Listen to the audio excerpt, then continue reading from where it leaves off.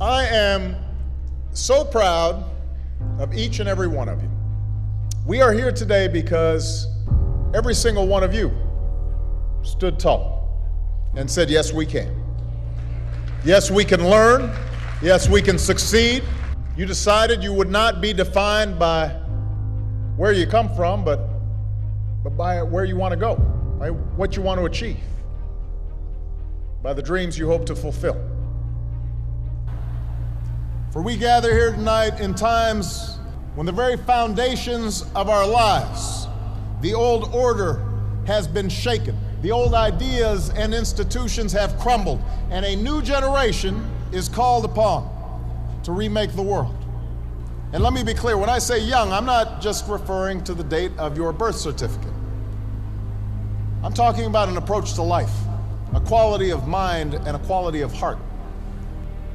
We need people like you to step up. We need your daring, we need your enthusiasm, we need your energy, we need your imagination. A willingness to follow your passions, regardless of whether they lead to fortune and fame. A willingness to question conventional wisdom and rethink old dogmas. A lack of regard for all the traditional markers of status and prestige. And a commitment instead to doing what's meaningful to you, what helps others, what makes a difference in this world. We're engaged in 2 wars and a struggle against terrorism. The threats of climate change, nuclear proliferation, and pandemic defy national boundaries and easy solutions. For many of you, these challenges are also felt in more personal terms. Perhaps you're still looking for a job. You're struggling to figure out what career path makes sense. Now, in the face of these challenges, it may be tempting to fall back on the formulas for success that have been peddled so frequently in recent years. It goes something like this. We too often let the external, the material things serve as indicators that we're doing well, even though something inside us tells us that we're not doing our best, that we're avoiding that which is hard but also necessary, that we're shrinking from rather than rising to the challenges of the age. And the thing is, in this new hyper-competitive age, none of us can afford to be complacent. That's true whatever profession you choose. Professors might earn the distinction of tenure, but that doesn't guarantee that they'll keep putting in the long hours and late nights and have the passion and the drive to be great educators. The same principle is true in your personal life.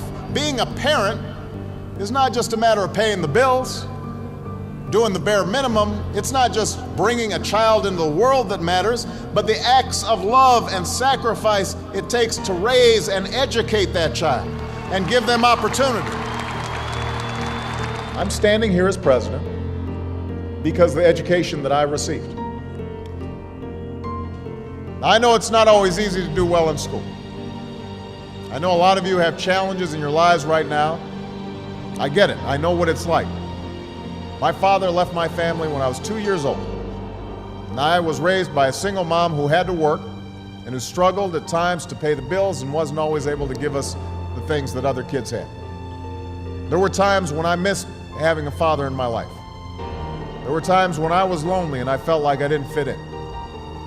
So I wasn't always as focused as I should have been on school. And I did some things that I'm not proud of. And I got in more trouble than I should have. And my life could have easily taken a turn for the worse. But my mother, my grandparents, they pushed me to excel. But I was lucky. I got a lot of second chances, and I had the opportunity to go to college and law school and follow my dreams. You can't let the past get you down, you have to let it motivate you. Everybody here has got a unique story like that to tell. Each of you knows what it took for you to get here. But in reaching this milestone, there's a common lesson shared by every graduate in this hall. It's not where you are or what you are. It's who you are. Because life will throw some things at you. Truth is, not a single one of the graduates here today has had as easy. Not a single one of you had anything handed to you on a silver platter. You had to work for it. You had to earn it. Most of all, you had to believe in yourselves. Yes, you've always been underdogs. Nobody's handed you a thing. But that also means that whatever you accomplish in your life, you will have earned it. Whatever rewards and joys you reap, you'll appreciate them that much more because they will have come through your own sweat and tears, products of your own effort and your own talents. You've shown more grit and determination in your childhoods than a lot of adults ever will. That's who you are. We need everyone to broaden their ideas about what is possible. We need parents, politicians, and the media to see how success is possible, how success is happening every day. So that's why I came here today. Because if success can happen here, you have everything you need to get started. You've got no excuses. You have no excuses not to change the world. Did you study business? Go start a company. Or why not help a struggling non-for-profit find better, more effective ways to serve folks in need? You study nursing? Go. Understaffed clinics and hospitals across this country are desperate for your help. You study education? Teach in a high-need school where the kids really need you. Give a chance to kids who can't get everything they need maybe in their neighborhood, maybe not even in their home, but we can't afford to give up on them. Prepare them to compete for any job anywhere in the world. You study engineering? Help us lead a green revolution, developing new sources of clean energy that will power our economy and preserve our planet. Find somebody to be successful for. Raise their hopes. Rise to their needs. That's what's made a difference in our lives, and it's going to make an even greater difference in your lives. Not just for your own success, because we live in a new world now. The hard road does not end here. Your journey has just begun.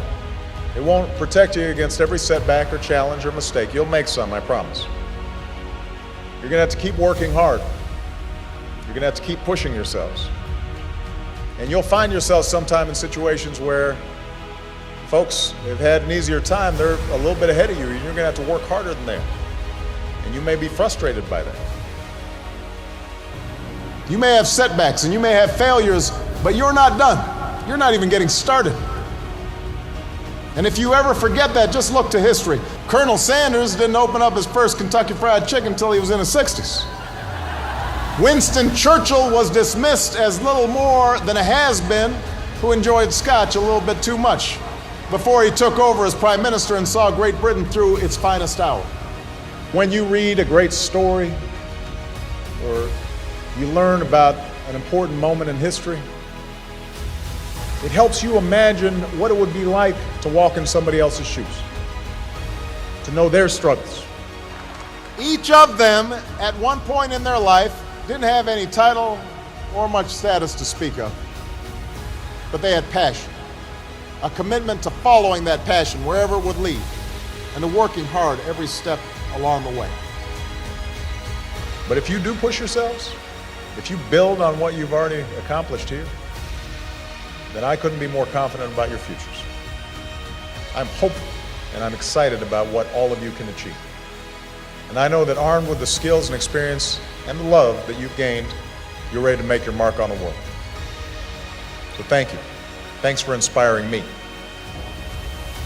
I know starting your careers in troubled times is a challenge, but it is also a privilege. Because it's moments like these that force us to try harder and dig deeper and to discover gifts we never knew we had, to find the greatness that lies within each of us. So don't ever shy away from that endeavor. I can promise that you will be the better for that continued effort. Congratulations. God bless you.